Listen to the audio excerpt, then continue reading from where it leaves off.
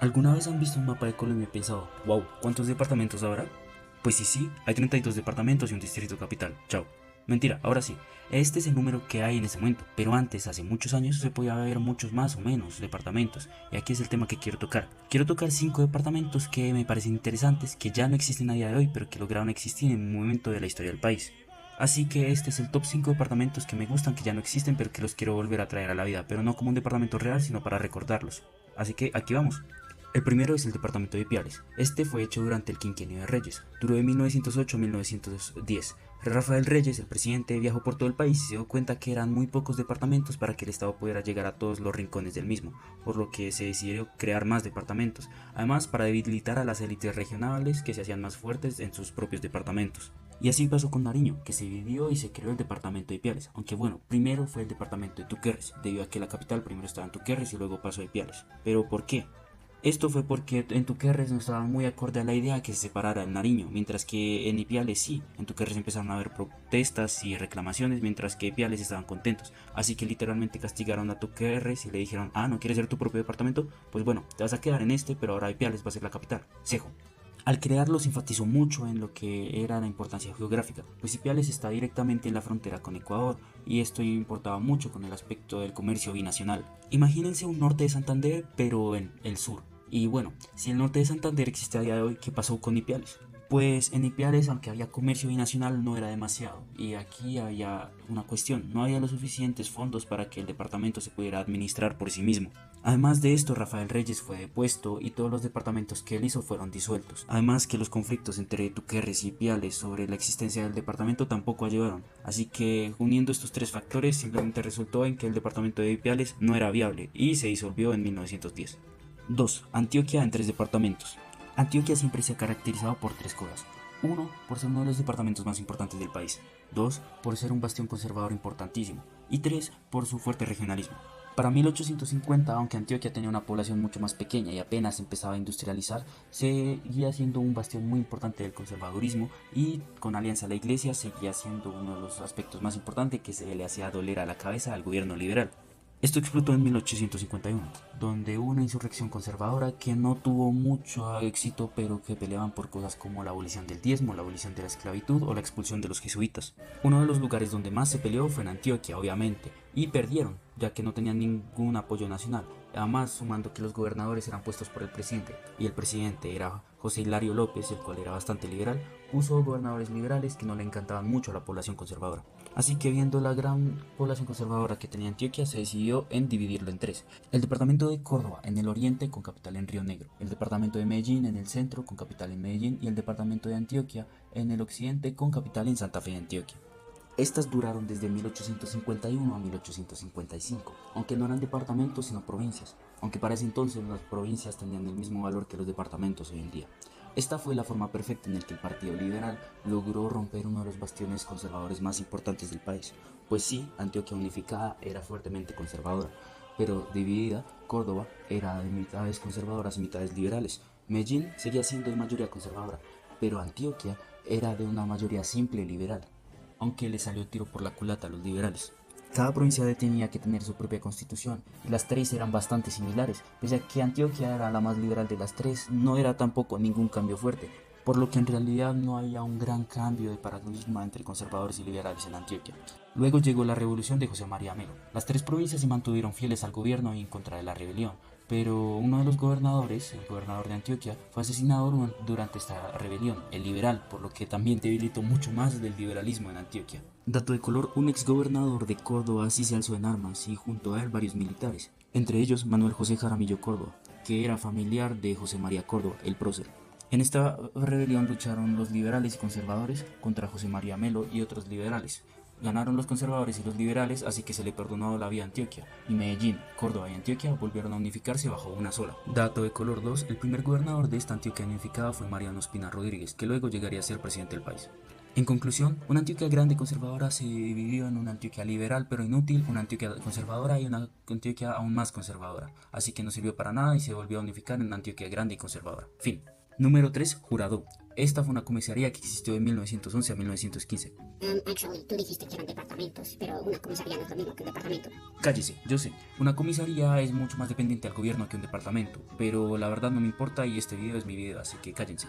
Nos vamos al Chocó con sus bellas playas y también con guerrillas, pero en ese momento no existían guerrillas, así que bien. De hecho, no existía absolutamente nada, incluso los recursos que habían en la zona no habían sido explotados. El gobierno se dio cuenta de la gran cantidad de recursos que había, así que decidió convertir al Jurado en una comisaría para poder colonizarlo y civilizarlo para luego poder ser un departamento.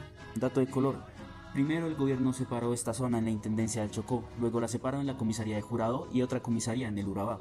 Esto fue debido a que, además de las riquezas, el gobierno tenía miedo sobre la reciente separación de Panamá. Creían que esto podía inspirar movimientos separatistas en esta zona, o que incluso Panamá podía invadir el Darién y tomar todo el Chocó y el Urabá.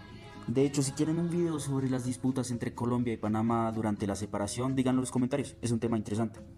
Además también buscaba fundar varios municipios y poblaciones nuevas, ya que en este momento habían muy pocas y la mayoría de poblaciones era de negros o indígenas, algo que para la Colombia racista de inicios del siglo XX no era muy chévere que digamos. Y aunque intentaron civilizar esto, fue más la idea de civilizarlo en papel que en realidad, ya que el gobierno solo mandó unos comisarios a la zona y poco más. Y estos comisarios ni siquiera eran chocuanos ni habían estado en el Chocó, eran antioqueños y bogotanos que no tenían absolutamente una idea de lo que pasaba en la costa chocuana. Incluso el comisario a cargo, Fabricio Ochoa, tenía un montón de cosas a manos, tenía que hacer las funciones de gobernador, alcalde, prefecto, juez, tesorero, incluso hablar con las misiones religiosas para poder fundar más poblaciones. Tenía que hacer demasiadas cosas que él ni siquiera sabía. De hecho, se estableció en una carta que él no sabía nada de sus funciones hasta 2 meses después de ser enviado a Jurado, ya que nadie le había dicho absolutamente nada. Sumándole que las comunicaciones eran espantosas, no había conexión ni siquiera fluvial ni de telégrafo para poder comunicar al Jurado con el resto del país. Literalmente solo cogieron un grupo de gente que no sabía absolutamente nada de la zona, les dijeron vayan, civilicen y los mandaron, punto. Y bueno, el Jurado tenía su capital primero en Puerto Arboleda y luego en Corredó, en los cuales a día de hoy son simples corregimientos. Y aunque buscaron traer civilización a la zona, había muy poca hasta absolutamente nada. Y no lograron hacer esto, no lograron asentar ninguna población importante en la zona. Finalmente el gobierno vio el desastre total que era esta comisaría, así que simplemente la disolvió. Ineficacia del Estado colombiano, eres increíble. La siguiente también era una comisaría, la Guajira, y no Guajira, Guajira, con O. Esta existió entre 1846 y 1898, bastante más que la de Jurado, y abarcaba la parte de la Alta Guajira, o sea, solo la zona desértica y la que está mayoría habitada por guayús. Esta antes era parte del Magdalena y era un territorio nacional, manejado directamente por el Estado, o sea, no le importaban. Y luego fue separada a la Guajira entera, una se convirtió en Riohacha, que era un poco más estable, y la otra en la Guajira, que se convirtió en una administración federal, o sea que le prestaban mucho menos atención. Y aunque en Wikipedia sale que la capital era Riohacha y luego era Soldado, la verdad es que Riohacha ni siquiera hacía parte, y Soldado, la verdad no encontré absolutamente nada que dijera que Soldado era la capital. Hola, soy yo editando el video y descubrí, sí, hay un documento que dice que Soldado era la capital de la Guajira y dice que está más o menos por este lugar.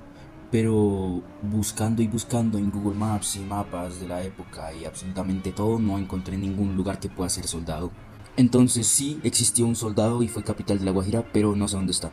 Este territorio era prácticamente el salvaje oeste, pero en el Caribe colombiano. No habían impuestos, la presencia del Estado era mínima, todo el mundo tenía armas y pasaba como Pedro por su casa. Incluso aquí los clanes guayú eran los quienes tenían el poder político más fuerte y a quienes les obedecían la gente que vivía aquí, ya que todos eran guayús. Y bueno, ¿pasó algo chévere? De hecho sí, llegaron bastantes comerciantes del mundo para explotar la zona, entre ellos franceses, holandeses, españoles, colombianos y venezolanos, incluso llegaron árabes.